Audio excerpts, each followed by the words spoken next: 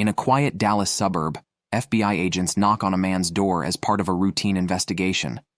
Inside his home, they find a single handgun, securely stored for self-defense. No threats, no violence, no criminal intent. But this man admits to smoking marijuana a few times a week to unwind, perfectly legal under Texas state law for medical use in some cases, and decriminalized in many places. Yet, under federal law, that admission alone turns him into a felon, facing up to 15 years in prison simply for owning that gun. This isn't a hypothetical. It's the real story behind a case the Supreme Court just heard arguments on, one that could reshape the intersection of gun rights and drug use for millions of Americans. It's a stark reminder that even as states relax marijuana laws, federal statutes lag behind, creating a legal minefield where everyday choices collide with constitutional rights. Now, here's a question for you. Does the Second Amendment protect the right of someone who occasionally uses marijuana, but isn't under the influence, to keep a firearm for protection? I'd love to hear your thoughts in the comments below. Let's dive into this. The case at the center is United States versus Hemani, argued before the Supreme Court on March 2, 2026. It stems from a 2022 FBI search of Ali Daniel Hemani's home in Texas. Agents were there looking into unrelated financial matters when they discovered a pistol, along with small amounts of marijuana and cocaine. Hemani, a law-abiding citizen with no prior violent history, cooperated fully and admitted to using marijuana roughly every other day. He wasn't high at the time, and the gun was kept safely locked away. But that was enough for federal prosecutors to charge him under 18 U.S.C. Section 922 G.3, a provision of the Gun Control Act of 1968 that makes it illegal for anyone who is an unlawful user of or addicted to any controlled substance to possess a firearm. Marijuana, despite its legalization in nearly half the states for recreational or medical use, remains a Schedule I controlled substance under federal law, right alongside heroin and LSD. Hemani's case didn't start in a vacuum. It builds on a wave of challenges triggered by the Supreme Court's landmark 2022 decision in New York State Rifle and Pistol Association versus Bruen. Before Bruen, courts often balanced gun restrictions against public safety interests. But Bruen changed the game. Justice Clarence Thomas, writing for the majority, held that the Second Amendment protects an individual's right to carry a handgun for self-defense, and any regulation must be consistent with the nation's historical tradition of firearm regulation. No more interest-balancing tests, just text, history, and tradition. If the government wants to restrict gun rights, it has to show a relevantly similar historical analog from around the time of the founding or Reconstruction eras. In Hemani's trial court, U.S. District Judge Amos Mazant initially dismissed the charge, relying on a 2023 Fifth Circuit ruling in United States versus Daniels. That case involved Patrick Daniels, a Mississippi man pulled over for a traffic stop. Officers found marijuana cigarette butts and 2 loaded guns in his car. Daniels admitted to using marijuana about 14 days a month but wasn't intoxicated during the stop. The Fifth Circuit, applying Bruen, struck down Section 922 G.3 as applied to him, finding no historical tradition of disarming sober people based solely on past drug use. They noted that while there were old laws restricting guns for intoxicated individuals, like 19th century statutes in states such as Kansas and Missouri that prohibited carrying weapons while drunk, those were temporary and tied to actual impairment, not a blanket ban on users. The government appealed Daniels to the Supreme Court, but after the court's 2024 decision in United States versus Rahimi, where it upheld a gun ban for those under domestic violence restraining orders, finding historical analogs in surety laws that disarmed dangerous individuals, the case was sent back to the Fifth Circuit. On remand in January 2025, the appeals court doubled down, again invalidating the law as applied, and cited another recent case, United States versus Connolly.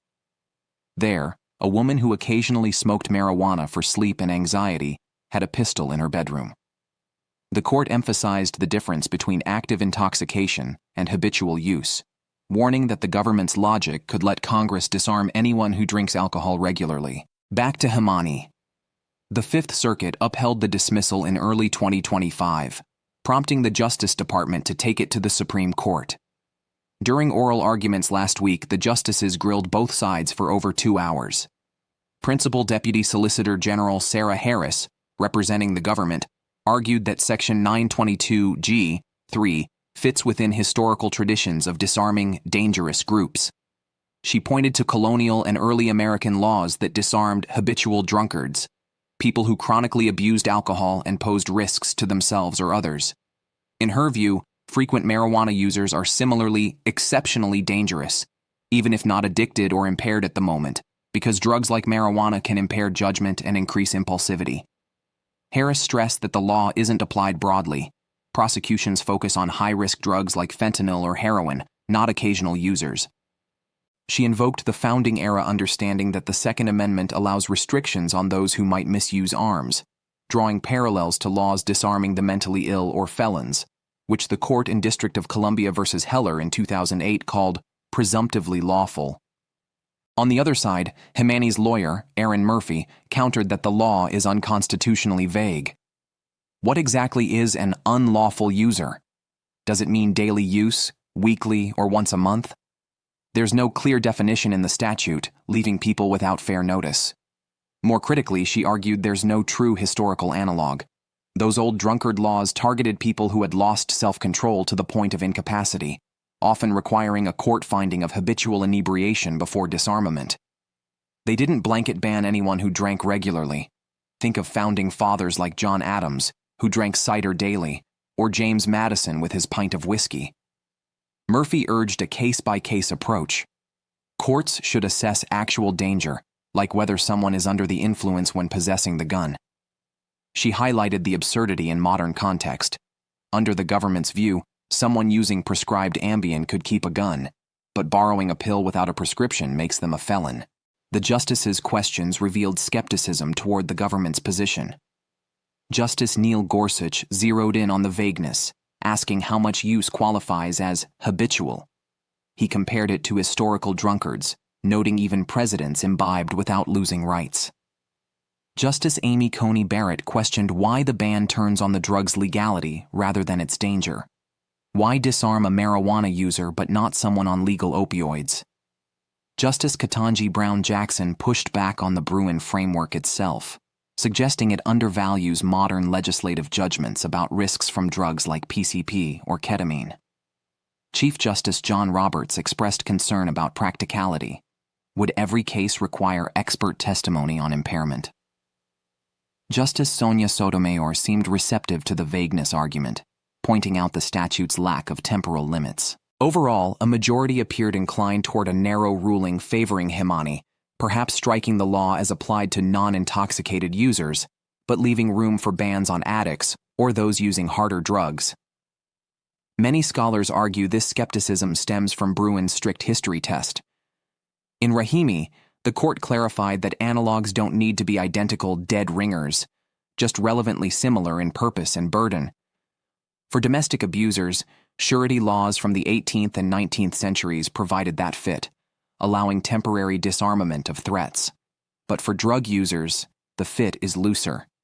Historical records show regulations against selling guns to intoxicated Native Americans or carrying while drunk, but not lifelong bans for past use. In my analysis, this evolution reflects how constitutional interpretation has shifted from balancing tests to originalism, empowering individuals against overbroad laws. Let's address some common myths here. First, a big one. This case isn't about letting addicts or impaired people arm themselves willy-nilly. What it does not do is invalidate restrictions on carrying while high. Many states already prohibit that, much like drunk driving laws. The ruling, if it goes Hemani's way, would likely require proof of current danger or intoxication, not just admission of use. Second, people often think marijuana's federal status means it's always illegal everywhere, but that's not true. Since the 2018 Farm Bill and state legalizations, enforcement has waned, yet this gun ban persists, creating confusion. It's not legalizing weed, it's questioning if occasional use alone justifies stripping a core right. Third, some claim this undermines public safety, but the law actually does little to target violent offenders. Prosecutions are rare, often tacked onto other charges, like in the high-profile case of Hunter Biden, who was convicted under the same statute in 2024 before receiving a pardon. What it does is ensnare otherwise responsible people. Consider a relatable scenario. A veteran suffering from PTSD uses medical marijuana, prescribed in his state, to manage pain without opioids. He keeps a shotgun for home defense, a right affirmed in Heller, where the court struck down DC's handgun ban as violating the individual right to self-protection. Under Section 922G(3), he's a felon overnight. Or think of a rural farmer who smokes a joint on weekends but needs a rifle for wildlife control. These aren't hypotheticals. They highlight practical impacts for ordinary Americans, especially in states where marijuana is legal but federal law clashes. What do you think? Does the rise of state legal marijuana change how we should view these federal restrictions? Drop your perspective in the comments. It's fascinating to see how views differ across the country. Shifting to broader implications, a ruling against the ban could affect up to 40 million Americans who report past-year marijuana use, per CDC data. It wouldn't end the law entirely. Addicts or those using while armed might still face restrictions, but it would force prosecutors to show real risk. Opposing views, fairly presented, argue that Congress, in 1968, aimed to keep guns from risky groups amid rising drug concerns. Supporters cite studies showing marijuana can impair reaction times, increasing accident risks. But critics, including groups like the ACLU and gun rights advocates, say it's overbroad, punishing nonviolent behavior without due process. Historically, the Second Amendment, a well-regulated militia being necessary to the security of a free state, the right of the people to keep and bear arms, shall not be infringed, was incorporated against states in McDonald v. City of Chicago in 2010. Its interpretation has evolved from militia-focused to individual rights, as in Heller. This case continues that arc, testing Bruen's limits in a post-legalization world. One more engagement point. Has a law like this ever impacted someone you know or changed how you think about gun rights? Share if you're comfortable. Stories like that bring these issues to life. In closing, 3 key takeaways stand out. First, the Supreme Court's application of Bruen is scrutinizing long-standing gun laws, demanding strong historical roots. Here, the drug user ban struggles to meet that bar for non-impaired individuals. Second, it underscores the tension between federal drug classifications and state reforms, potentially pushing for rescheduling marijuana.